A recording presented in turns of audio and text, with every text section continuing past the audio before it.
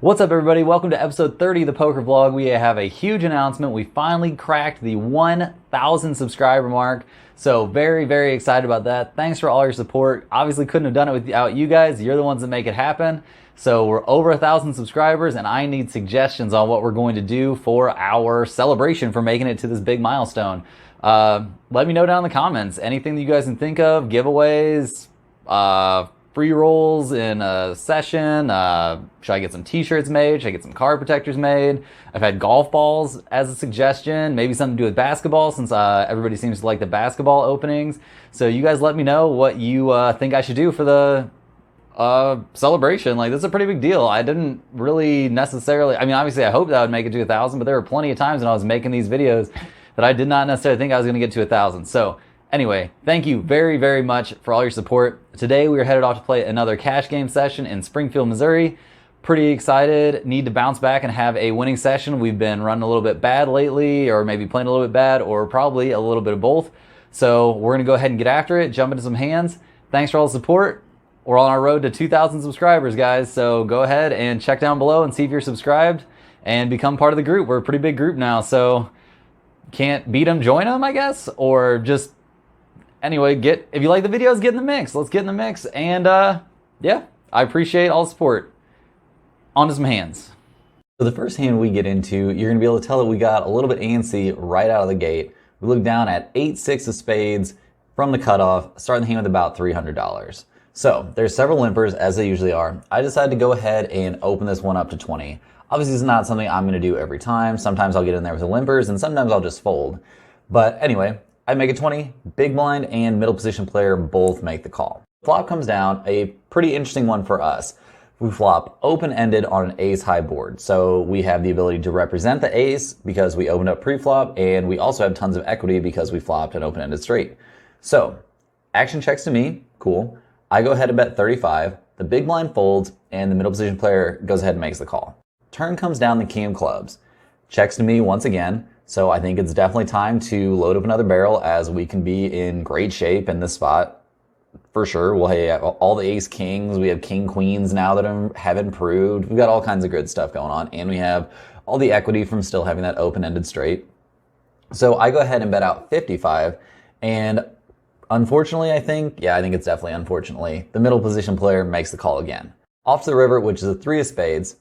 So we brick out our straight. Action checks to me. I decide to go ahead and shut down here. I don't know if I should go ahead and fire off another one, but I pick the, I guess, less variance route and check it down. And unfortunately, I get shown ace jack of hearts. So a limp call with a big suited ace, pretty weird. I guess it's something that we're going to see in this game fairly often because we see it with ace king and all kinds of crazy stuff. So, oh well. Unfortunate to get off to that kind of start, but we're going to go ahead and add on 100 and get into the next hand. A little while later, we look down at ace-king offsuit from under the gun. I'm starting the hand with about 300 after we added on that 100. And I go ahead and open it up to 25 in a straddle pot, so the button straddled. The button who straddled and the small blind are the only two callers. Flop comes down, 8 high, all clubs, so not the flop we were looking for, especially since we don't hold a club. Small blind checks. I decide to go ahead and bet. This is a definite mistake. This is such a terrible board for ace king. It's time to check back and maybe see a free turn, but pretty much just like end it with this hand. But anyway, I bet 25. Button tank calls. The small blind shoves for like 80. So I, of course, go ahead and fold. The small blind calls and shows 10-8 with one club. And the button shows 9-8 offsuit. So not really sure what I'm supposed to be doing against this since they are calling my pre-flop opens so light. I don't really remember how the action played out, who ended up winning the hand or whatever. But yeah, big yikes there. Oh well, we lose that one. We're not very good at playing ace-king, it doesn't look like, skill-wise or luck-wise.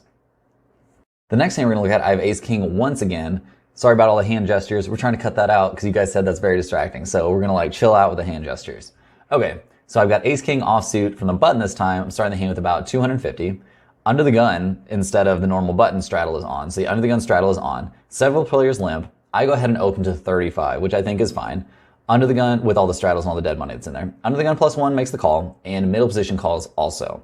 So the flop is a pretty weird one. Flop comes down queen 10 queen with 2 diamonds, so very odd. Under the gun +1, who is a younger player who's been playing a very large percentage of his hands, has a very high VPIP, as the kids are saying, goes ahead and leads out for 40. So a donk lead, pretty odd.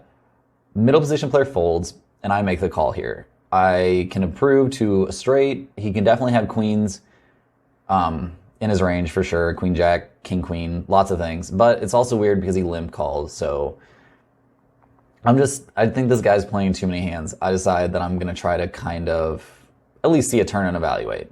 So, turn comes down the 4 of spades. So obviously not a great card for us. We no longer have the flush draw and didn't hit any of our outs. I go ahead, under the gun +1 checks, and I check back. So very interesting that he let out here. There's no way he has a queen here because he's going to continue betting 100% of the time that he has a queen. So we're feeling like something untoward is happening for sure. That check showed a lot of weakness to us. River comes down the 3 of clubs, and he decides to lead out again all of a sudden after going bet on the flop, check on the turn, now bet on the river. It's weird. He bet 65, so a bet that at least appears large, generally speaking, in this game. So I'm thinking about it for a little bit. All I have is ace king high here. On a paired board like this, there are draws that missed. He could have definitely been betting out his betting diamonds on the flop, checking them on the turn, and then deciding to go ahead and blast it off on the river. He's been playing a lot of hands.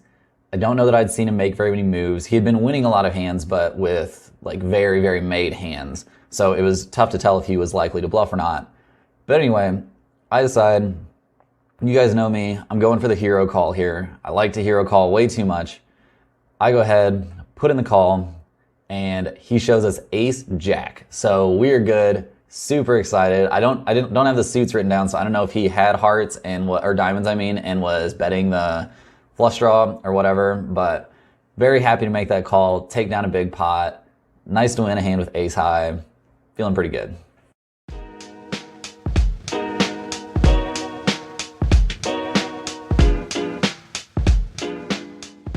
The parade of premium hands keeps on going as we look down at pocket kings, 2 red kings this time from middle position. This is a decent while later, so we weren't on like some sick run of cards. But anyway, I'm in middle position. I got 2 red kings. I got about $400 in front of me.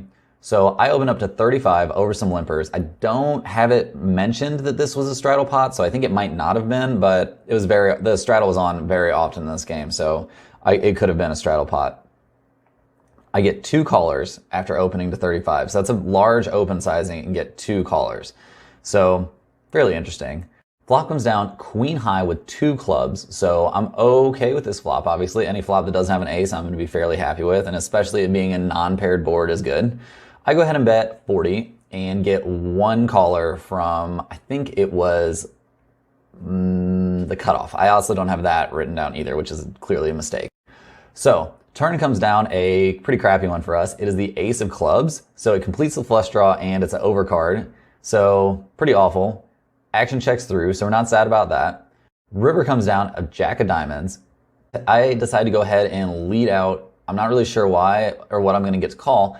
I bet $20. He makes the call. We flip our hand over and he snap mucks. So I'm not sure what he was calling us with. Maybe a queen would make sense here. And so we take down this small one and we're fairly happy about it. A good result. I'm not sure if we can actually go for that thin value there on the river, but it worked out this time. So we're not about to be mad about making 20 extra bucks. A bit later, we look down at 9-8 of clubs from the cutoff, starting the hand out with about 500. So we built up a little bit of a stack here. So happy with that. Button straddles, so fairly often that's going to be the case. There's several limpers for sure. Middle position, maybe 1 or 2 limpers. I can't, if I tried to keep track of all the limpers, I would lose my mind and not be able to do it. So, middle position makes it 25. Hijack makes the call. I call, and the big blind also calls. So, going very, very, very multi-way to this flop. Flop is a very tantalizing one for us. Flop comes down 10 of clubs, 7 of clubs, ace of diamonds. So we have an open-ended straight flush draw. Pretty excited. Checks to middle position player who bets 55. Hijack folds. I decide to make the call here, which I'm not in love with, although I don't think there's a lot of merit to shoving because anybody who had like ace king or whatever, or a big ace to start this hand, isn't going to fold, and I'm behind that. Not much, but there's also some benefit, I think, to keeping this as multi-way as possible, since I have draws to like the absolute, like the nuts straight and like the absolute nuts with a straight flush, or like kind of the nuts with a flush. So I'm not sure. Let me know what you guys think about this hand. I'm not 100% sure how I should have played that, if I should have just been looking to like put on a ton of pressure. Hopefully you guys can't aggressively hear the landscaping that's going on outside of my apartment. Not really happy about that going on. Anyway, turn comes down the 4 of diamonds, so we barely miss. Middle position player bets 80. I make the call again, and then the big blind folds. I don't think I'm very happy with this call. I don't know why I'm not happy, but just my instinct is to not like it.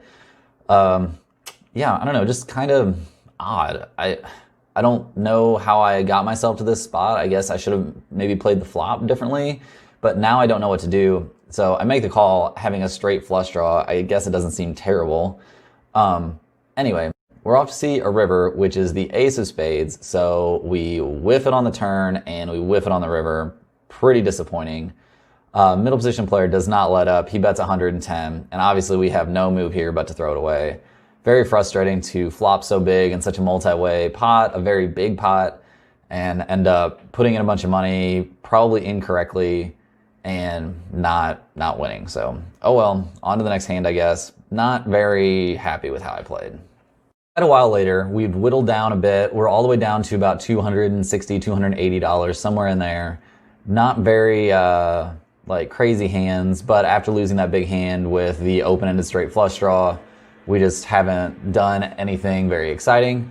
So, but we're ready to get some excitement going with ace king for the 3rd time in this session. We've got ace of spades, king of hearts in early position. I go ahead and open to 20 in a button straddle pot. Middle position and middle position 1 both call. The cutoff, who is the villain who I made who's playing a very wide range clearly, and who I made the hero call against correctly with ace king earlier, loads up a 3-bet to make it 75. So, gets back to me. I'm really not 100% sure what I should be doing here, but against somebody whose range I'm at least perceiving as very wide, with the fact that there's already the calls from the middle position and middle position 1 both in there, and since they just called, I'm not really worried about them having anything too massive, but they called, so there can be some like decent card removal. I decide it's time to go ahead and rip it in this spot, expecting to get a fold a decent amount of times. Well, unfortunately, I do not get the fold. I rip it in, he makes the call, and it's uncharacteristic in this game and in cash games in general, but we both flip over our cards. He's got pocket kings against our ace king, so very unlucky spot for us. Flop comes down, queen jack 8, so we immediately flop some extra outs. So if we can get an ace, we're good. If we can get a 10, we're good. Turn comes down a 9, so no help there, and the river comes down a 5. So we brick out again. Obviously, we were not ahead in this hand at any point. But pretty frustrating in a spot like that against a player who's playing a very wide range. So anyway, we are out. We decided not to rebuy into this game, which was getting very big. And yeah, that's it. That's it once again for this buy-in. No cash out sequence incoming. Well guys, turns out I still don't know how to play ace king. I had it 3 times tonight, won 1 hand with it by making a hero call in the river, and I lost basically my entire stack, like $260 out of my $400 total, the $260 that I had left, on a pre-flop all-in against somebody who's been playing 90% of hands, but he 3-bet me, and I 4-bet shoved with ace-king, and of course he wakes up with kings, so... God, I guess I just suck, or God just hates me? I don't know. In an hour of playing, I had pocket kings and ace-king 3 times, and jacks once, and I'm broke and going home in an hour. God, poker sucks sometimes. Like, maybe I just suck, but that was freaking rough. Ugh. Well, if you like seeing me be miserable, don't forget to like and subscribe, and I'll be back if I even make this into a video, because this is turning into some sort of like psychotic nightmare that I don't understand. Have a good one.